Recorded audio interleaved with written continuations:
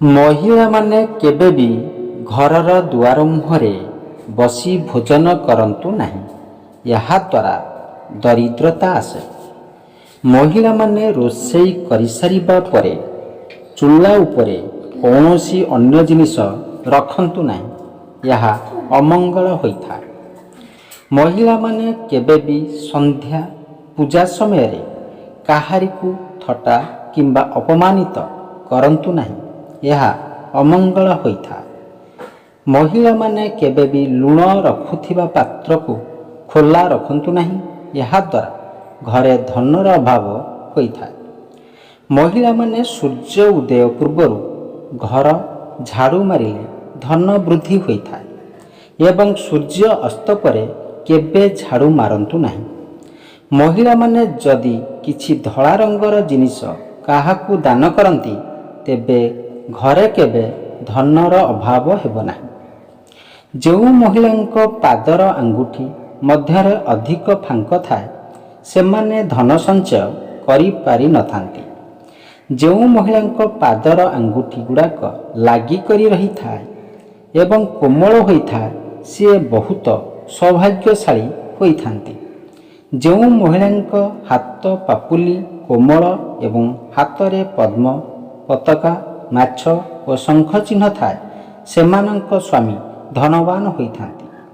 ଯେଉଁ ମହିଳାଙ୍କ ବାମ ହାତରେ, ବେକରେ, ଗାଲରେ, ଓଠରେ ଓ କାନରେ ତିଳ ଚିହ୍ନ ଥାଏ ସେମାନେ ସୁଖ ଭୋଗ କରିଥାନ୍ତି। ଯେଉଁ ମହିଳାମାନଙ୍କ ହାତ କୋମଳ, ଲୋମ ନଥାଏ, କାନ୍ଧ ଆଗକୁ ଥାଏ ସେମାନେ ଜୀବନରେ ବହୁତ ସୁଖ ଭୋଗ କରନ୍ତି। ଯେଉଁ ମହିଳାମାନେ ହସିବା ବେଳେ ପାଟି ଅଳ୍ପ ଖୋଲେ ଏବଂ ଦାନ୍ତ ଦେଖାଯାଏ ନାହିଁ ସେ ସ୍ୱାମୀଙ୍କ ପାଇଁ ସୌଭାଗ୍ୟ ଆଣିଥାନ୍ତି। ଯେଉଁ ମହିଳାଙ୍କ ଜିଭ ପତଳା, ଲାଲ ଏବଂ କୋମଳ ହୋଇଥାଏ ସେମାନଙ୍କୁ ଉତ୍ତମ ପତି ଏବଂ ସୌଭାଗ୍ୟ ପ୍ରାପ୍ତ ହୋଇଥାଏ। ଯେଉଁ ମହିଳାମାନଙ୍କ ପାଟିରେ ଉପରେ 16ଟି ଏବଂ ତଳେ 16ଟି ଦାନ୍ତ କ୍ଷୀର ପରି ସଫା ଥାଏ ସେ ସ୍ୱାମୀର ପ୍ରିୟ ହୋଇଥାନ୍ତି। ଯେଉଁ ମହିଳାଙ୍କ ଓଠ ମଝିରେ ରେଖା ଦେଖାଯାଏ ସେମାନେ ଅତ୍ୟନ୍ତ ସୌଭାଗ୍ୟଶାଳୀ ମହିଳା ହୋଇଥାନ୍ତି।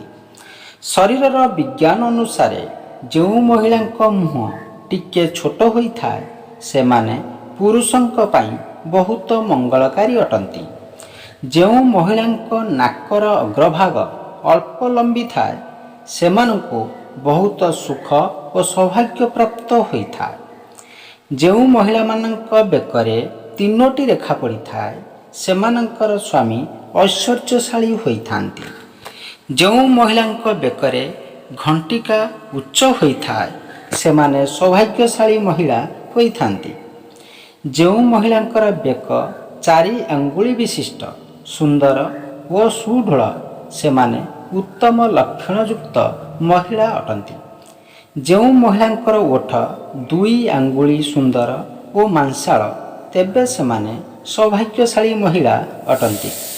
ଯେଉଁ ମହିଳାଙ୍କ ଗାଲ ଗୋଲ, ସୁନ୍ଦର ଓ ଶିର ଦେଖାଯାଏ ସେମାନେ ଦୈବ ଗୁଣଯୁକ୍ତ ମହିଳା ଅଟନ୍ତି। ଯେଉଁ ମହିଳାମାନେ ସକାଳେ ଓ ସନ୍ଧ୍ୟାରେ ଘରେ ଦେବୀ ଦେବତାଙ୍କୁ ଧୂପ ଦୀପ ଦେଇ ପୂଜା କରନ୍ତି ସେମାନେ ସୌଭାଗ୍ୟବତୀ ହୋଇଥାନ୍ତି। ଯେଉଁ ମହିଳାମାନେ ସକାଳେ ଓ ସନ୍ଧ୍ୟାରେ ଘରେ ଦେବୀ ଦେବତାଙ୍କୁ ଧୂପ ଦୀପ ଦେଇ ପୂଜା କରନ୍ତି ସେମାନେ ଭାଗ୍ୟବତୀ ହୋଇଥାନ୍ତି। ଯେଉଁ ମହିଳାମାନେ ଆସ୍ତିକ, କ୍ଷମାଶୀଳ, ଦାନଶୀଳ, ବୁଦ୍ଧିମାନ ଏବଂ କର୍ତ୍ତବ୍ୟପରାୟଣ ସେମାନେ ସାକ୍ଷାତ ଲକ୍ଷ୍ମୀ ସ୍ୱରୂପ ଅଟନ୍ତି। ଯେଉଁ ମହିଳାମାନଙ୍କର କଣ୍ଠ କୋମଳ ଏବଂ କଥାବାର୍ତ୍ତା ଧୀର ହୋଇଥାଏ ସେମାନେ ଅତ୍ୟନ୍ତ ଭାଗ୍ୟଶାଳୀ ମହିଳା ଅଟନ୍ତି। ଯେଉଁ ଲୋକର ସ୍ତ୍ରୀ ଥାଇ ପର ସ୍ତ୍ରୀ ସହ ରମଣ କରେ ସେହି ବ୍ୟକ୍ତିର ସ୍ତ୍ରୀ ଦୁଶ୍ଚରିତ୍ରା ଓ ଚରିତ୍ରହୀନା ହୋଇଥାନ୍ତି। ଯେଉଁ ନାରୀ ନିଜ ସ୍ୱାମୀ ମନରେ ଦୁଃଖ ଦେଇଥାଏ ତାଙ୍କ ପରିବାରରେ ଅଶାନ୍ତି ଦେଖାଦିଏ ଏବଂ ନାନାଦି ବାଧାବିଘ୍ନ ଆସି ପହଞ୍ଚିଥାଏ। ଯେଉଁ ନାରୀ ଶାଶୁ ଶ୍ୱଶୁରଙ୍କୁ ଅବମାନନା ତଥା ହତାଦର କରିଥାଏ ସେହି ନାରୀର ସ୍ୱାମୀ ସକଳ ବିପଦରେ ପଡ଼ିଥାଏ। ଯିଏ ପରନାରୀ, ପରଶୀ, ଅନୁଢ଼ା କନ୍ୟା, ପରଝିଅ ବୋହୂକୁ ସଙ୍ଗମ କରେ ସିଏ ପରଜନ୍ମରେ ନିଚ ଯୋନିରେ ଜନ୍ମଗ୍ରହଣ କରେ। ସିଏ 7 ଜନ୍ମ ଯାଏ ନର୍କ ଭୋଗ କରେ। ଯେଉଁ ମହିଳାମାନଙ୍କର ଆଖି ପାରା ଆଖି ସ୍ୱଭାବର ହୋଇଥାଏ ସେମାନେ ଭାରି କପଟି ସ୍ୱଭାବର ହୋଇଥାନ୍ତି। ଯେଉଁ ମହିଳାମାନଙ୍କର ନାକ ଟିକେ ଚେପଟା ହୋଇଥାଏ ସେମାନେ ବୁଦ୍ଧିମତୀ ଓ ଗୁଣବତୀ ସ୍ୱଭାବର ହୋଇଥାଏ। ଯେଉଁ ମହିଳାମାନେ ଧୀର ସୁସ୍ଥ ଭାବରେ ଚାଲିଥାନ୍ତି ସେମାନେ ସୌଭାଗ୍ୟବତୀ ହୋଇଥାନ୍ତି। ଯେଉଁ ମହିଳାଙ୍କର ଆଖି ଟେରି ହୋଇଥାଏ ସେମାନେ ଦୁନିଆରେ ବହୁତ କିଛି ପାଇବାରେ ଆଶା ରଖିନଥାନ୍ତି। ଯେଉଁ ମହିଳାମାନଙ୍କର ଆଖି ବିରାଡ଼ି ସଦୃଶ ହୋଇଥାଏ ସେମାନେ ହତଭାଗିନୀ ସ୍ୱଭାବର ହୋଇଥାନ୍ତି। ଯେଉଁ ମହିଳାଙ୍କର ମୁଖମଣ୍ଡଳ ଗୋଲାକାର ହୋଇଥାଏ ସେମାନେ ଜୀବନରେ ଧନବାନ ହୋଇଥାନ୍ତି। ଯେଉଁ ମହିଳାମାନେ ମୁଖରେ ଜମାରୁ ହସ ନଥାଏ ସେମାନେ ଜୀବନରେ ସବୁବେଳେ ଦୁଃଖ ଓ କଷ୍ଟରେ ରହିଥାନ୍ତି।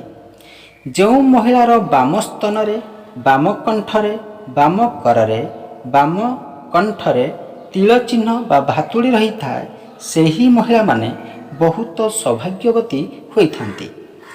ଏହି ମହିଳାମାନେ ଯେଉଁ ଘରକୁ ବୋହୂ ହୋଇ ଯାଇଥାନ୍ତି ସେମାନେ ସେହି ଘରର ବହୁ ବିଧି ଉନ୍ନତି କରିଥାନ୍ତି।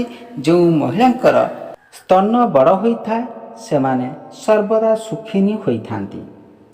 ଯେଉଁ ମହିଳାଙ୍କର କଟି ସରୁ ଓ ସ୍ତନ ସରୁ ସେହି ମହିଳାମାନେ ଖରାପ ଚରିତ୍ରର ପ୍ରିୟ ହୋଇଥାନ୍ତି।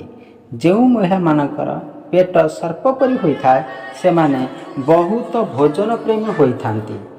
ଯେଉଁ ମହିଳାଙ୍କର ଦାନ୍ତ ବଡ଼ ବଡ଼ ହୋଇଥାଏ ସେମାନେ ବହୁତ ରାଗୀ ସ୍ୱଭାବର ହୋଇଥାନ୍ତି।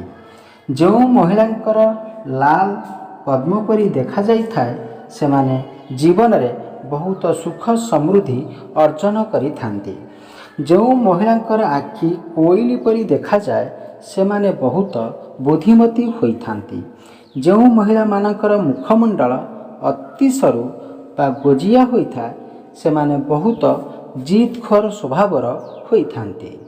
ଯେଉଁ ମହିଳାଙ୍କର ନାକର ଅଗ୍ରଭାଗରେ କଳା ଯାଇ ରହିଥାଏ ସେହି ମହିଳାମାନେ ସୌଭାଗ୍ୟବତୀ ହୋଇଥାନ୍ତି।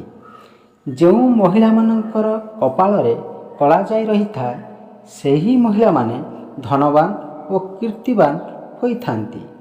Thank you so much watching. ଜୟ ଜଗନ୍ନାଥ। ଆଜି ପାଇଁ ଏତିକି, ପୁଣି ମିଳିବା ନେକ୍ସଟ ଭିଡ଼ିଓରେ।